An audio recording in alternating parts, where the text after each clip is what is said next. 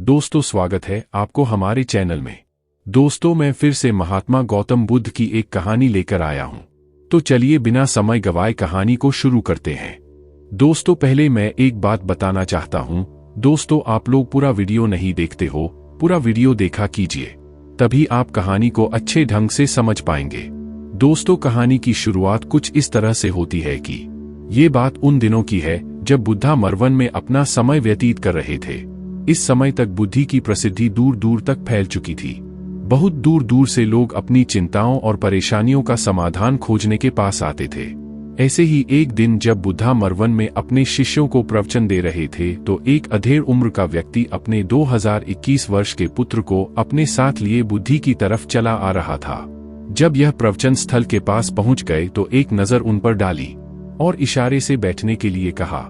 जब प्रवचन समाप्त हो गया और सभी लोग वहां से चले गए तो बुद्ध ने उस व्यक्ति को अपने पास बुलाया और बैठने के लिए कहा। वहां चारों तरफ हरियाली छाई हुई थी, मौसम बहुत सुहाना था और तरह तरह के पक्षियों की आवाजें गूंज रही थी। ऐसा नजारा देखकर उस व्यक्ति को अंदर से असीम शांति महसूस हो रही थी। इसके बाद बुद्ध ने उस व्यक्ति से आने का कारण पूछा तो इस पर व्यक्ति ने कहा, यह तथागत, मैं 2 दिन की लंबी यात्रा करके अपने पुत्र को आपसे मिलवाने लाया हूँ। ये मेरा इकलौता पुत्र है और ये हर समय थका थका रहता है। ऐसा लगता है जैसे इसके अंदर कोई जान ही नहीं है, कोई प्राणी नहीं है। इसका स्वभाव भी काफी चिड़चिड़ा हो गया है। अगर हम इससे कुछ भी कहते हैं तो यह हमारी छोटी छोटी बातों पर गुस्सा हो जाता है। इसके देखने की क्षमता भी उम्र से पहले ही कमजोर हो गई है और इसके बाल भी सफेद पड़ने लगे हैं। इतनी कम उम्र में इतनी बड़ी उम्र का लगना मुझे तो कुछ समझ नहीं आ रहा। किसके साथ हो, क्या रहा है तथागत? मैं अपने पुत्र के स्वास्थ्य को लेकर बहुत चिंतित हूँ। जब मैं अपने पुत्र को वैद्य जी के पास लेकर गया तो उन्होंने कुछ औषधि दी और कहा, अपने पुत्र को तनाव कम लेने के लिए कहो। वो अपने दिमाग में बहुत अधिक तनाव लेता है, इसलिए उसकी ऐसी हालत हो गई है। लेकिन मुझे उनके बहुत समझाने के बाद भी तनाव का मतलब समझ नहीं आया। मुझे नहीं पता कि तनाव होता क्या है, यह किन कारणों से आता है और उसे कैसे अपने पुत्र के दिमाग से निकालूं। लेकिन मुझे सबसे पहले तो ये समझना है कि तनाव होता है। इसीलिए तथागत, मैं आपके पास आया हूँ। कृपया आप मेरी समस्या का समाधान कीजिए। यह सुन बुद्ध उसके पुत्र को बड़े ध्यान से देखते हैं, उसके चेहरे को देखते हैं, उसकी आंखों को देखते हैं और फिर उसके हाथों की नब्ज को भी देखते हैं।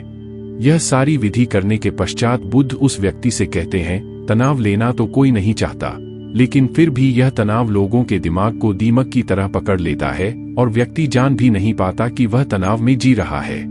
लेकिन अगर व्यक्ति तनाव के कारणों को अच्छे से समझ लेता है और तनाव के बारे में कोई ऐसा पैमाना बना लेता है जिससे वह जान सके कि वह कितने तनाव में है, तो वह इस समस्या का समाधान भी खोज सकता है।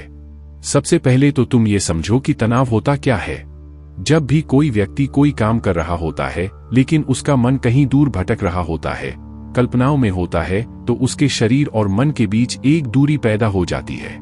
यह दूरी जितनी अधिक होगी व्यक्ति उतनी ही ज्यादा बेहोशी की अवस्था में होता है। दूसरा पूरा हुआ तो तीसरे की तरफ, और इस तरीके से वो अपने लक्ष्यों को पाने के लिए जिंदगी भर गोल गोल घूमता रहता है। इसीलिए जो व्यक्ति अति महत्वाकांक्षी होता है, जिसने बड़े बड़े लक्ष्य बनाए होते हैं, वह वर्तमान में कभी रह नहीं पाता। उसका मन सदैव भविष्य की योजनाएं बनाने में ही व्यस्त रहता है। उसका शरीर तो वर्तमान में रहता है लेकिन भविष्य में ही रहता है, जिससे मन और शरीर के बीच दूरी पैदा हो जाती है और वह तनाव भरी जिंदगी जीने लगता है। बुद्ध के मुंह से यह बात सुन उस लड़के ने कहा, बुद्ध, तो फिर इसका मतलब है कि हमें लक्ष्य नहीं बनानी चाहिए, क्योंकि लक्ष्य बनाना भी तो महत्वाकांक्षा ही है। इस पर बुद्ध ने कहा, जीवन में लक्ष्य बनाना कोई गलत बात नहीं है, लेकिन समस्या तब उत्पन्न होती है जब वो अपना पूरा ध्यान उस लक्ष्य से मिलने वाले परिणाम पर ही लगा देते हैं और उसके परिणाम की चिंता करते रहते हैं। व्यक्ति को वर्तमान में जीना आना चाहिए।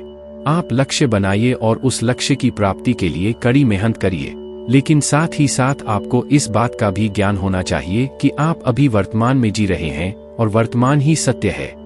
बुद्ध ने आगे कहा, तनाव का दूसरा सबसे बड़ा कारण है ईर्ष्या। जब व्यक्ति ईर्ष्या और जलन से भर जाता है तो उसका मन अंदर से सड़ने लगता है। ईर्ष्या एक आंतरिक घाव है। आंतरिक घाव यानी मन का घाव व्यक्ति के शरीर का घाव तो भर सकता है, लेकिन मन का घाव कभी नहीं भर सकता। इसीलिए व्यक्ति को दूसरे की खुशी और तरक्की से कभी ईर्ष्या नहीं करनी चाहिए, क्योंकि तनाव का कारण है। इसके बाद बुद्ध ने तनाव का अगला कारण बताते हुए कहा कि आरुषिपूर्ण काम करने से भी मन में तनाव पैदा होता है। जो काम करना हमें पसंद ही नहीं है, जिसका में हमारी रुचि ही नहीं है, उस काम में हमारा मन लग ही नहीं पाएगा। हमारा शरीर तो वही बैठा रहेगा, लेकिन हमारा मन कल्पनाओं की उड़ान भरेगा, जिससे शरीर और मन के बीच दूरी पैदा हो जाती है और व्यक्ति तनावग्रस्त हो जाता है। इसीलिए इंसान को हमेशा अपनी रुचि के अनुसार ही कार्य करनी चाहिए। अगर व्यक्ति ने ये पता कर लिया कि उसे कौन सा काम करना पसंद है और वो उसी काम को अपने जीवन का लक्ष्य बना लेता है, तो फिर वो काम उसके लिए काम नहीं बल्कि खेल बन जाता है।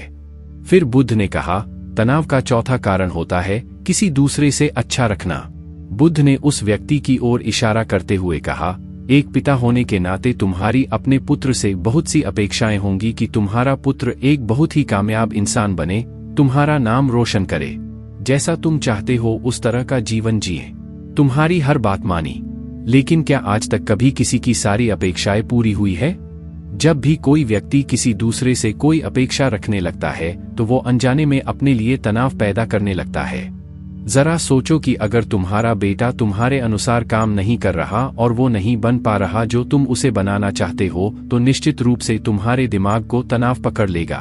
तुम तनाव से भरा जीवन जीना शुरू कर दोगे और इस तनाव के बस में आकर तुम ऐसा व्यवहार करोगे, ऐसी बातें करोगे कि तुम्हारा अपने पुत्र के साथ संबंध और भी खराब होता चला जाएगा। इसीलिए व्यक्ति को जितना हो सके उतनी कम अपेक्षाएं दूसरों से रखनी चाहिए, और अगर पूरी तरह से तनाव मुक्त रहना है तो दूसरों से अपेक्षा रखना ही बंद कर दो। इसके बाद बुद्ध ने कहा कि शारीरिक कष्ट भी इंसान के तनाव का एक कारण होता है। जब व्यक्ति किसी शारीरिक पीड़ा से गुजर रहा होता है तो उसका पूरा ध्यान बस अपने उस शारीरिक दर्द पर होता है और वो पूरे दिन बस उसी के बारे में सोचता रहता है, जिससे उसका मन दुख के विचारों से भर जाता है और ऐसी स्थिति में व्यक्ति तनावग्रस्त रहने लगता है। यह सुन उस व्यक्ति ने कहा कि हे बुद्ध, शारीरिक दुख तो किसी भी व्यक्ति को हो सकता है, तो फिर क्या हुआ? व्यक्ति जीवन भर तनाव में ही जिएगा? इसका जवाब देते हुए बुद्ध ने कहा कि इंसान को ये बात समझनी चाहिए कि हमारा जीवन दुखों का आधार है। जैसे जैसे हमारा जीवन आगे बढ़ता है, इसमें दुख आते हैं, बीमारियां आती है और फिर अंत में मृत्यु भी आती है। तो बीमारियां इंसान के जीवन का अभिन्न अंग है, कोई इनसे बच नहीं सकता। बस किसी किसी के जीवन में ये समय से पहले आ जाती है तो किसी के बाद में पढ़ाती सबको है। जब इंसान का मन इस बात को अच्छे से समझ लेगा तो फिर वह अपनी बीमारी के बारे में सोच सोचकर ज्यादा तनाव नहीं लेगा, क्योंकि यह हमारे जीवन का अभिन्न हिस्सा है और इसके लिए व्यक्ति को शारीरिक रूप से भी अभ्यास करते रहना चाहिए। अपने जीवन में व्यायाम और स्वस्थ जीवन शैली को भी जगह देनी चाहिए ताकि उसका शरीर लंबे समय तक निरोगी रहकर सही से काम कर सके। तनाव का अगला कारण होता है अपनी योजनाओं को समझने के लिए समय न देना। कुछ लोगों के दिमाग में कोई विचार आया नहीं है कि वो बिना सोचे समझे उस पर काम करना शुरू कर देते हैं, और जब उस काम में उन्हें असफलता मिलती है तो वह तनाव से भर जाते हैं, क्योंकि उन्होंने उस काम को शुरू करने से पहले उसके बारे में पूरी जानकारी इकट्ठा नहीं की थी। इंसान को कोई भी काम शुरू करने से पहले उसके अच्छे और बुरे परिणामों के बारे में ठीक से सोच विचार कर लेना चाहिए। इंसान को इस बारे में भी सोच लेना चाहिए कि अगर ये योजना सफल नहीं हुई तो फिर इसके बाद मैं क्या करूंगा। इसलिए व्यक्ति को अपनी योजनाओं को ठीक से समझने के लिए पूरा समय देना चाहिए ताकि बाद में उस योजना की वजह से तनाव पैदा ना हो।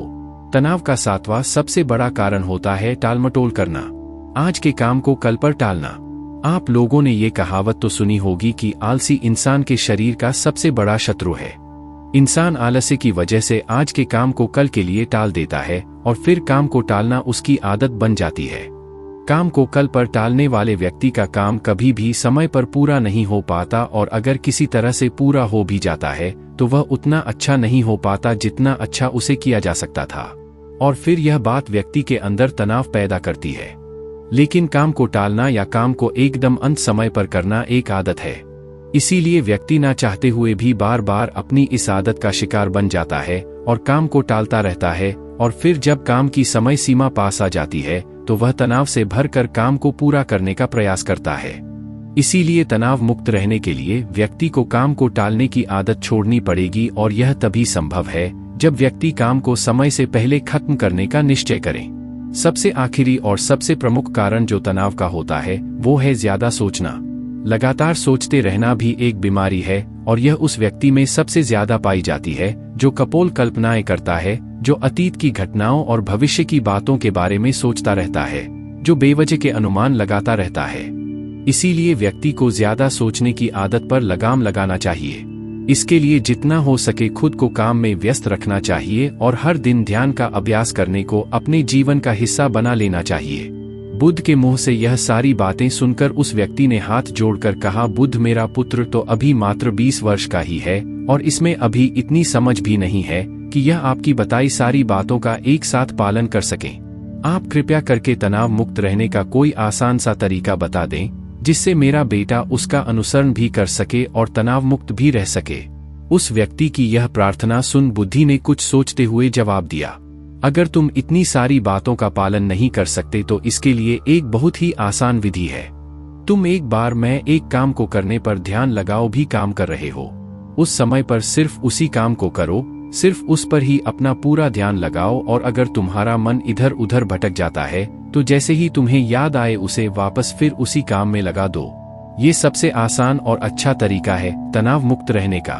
जब तुम भोजन करो तो उस समय सिर्फ भोजन ही करो, उसके पूरे स्वाद का आनंद लो, उसी अनुभव करो। जब चलो तो अपना पूरा ध्यान सिर्फ चलने लगा दो। इससे तुम्हारा मन और तुम्हारा शरीर दोनों एक जगह पर केंद्रित रहेंगे। दोनों के बीच दूरी पैदा नहीं होगी जो कि तनाव का मुख्य कारण होती है।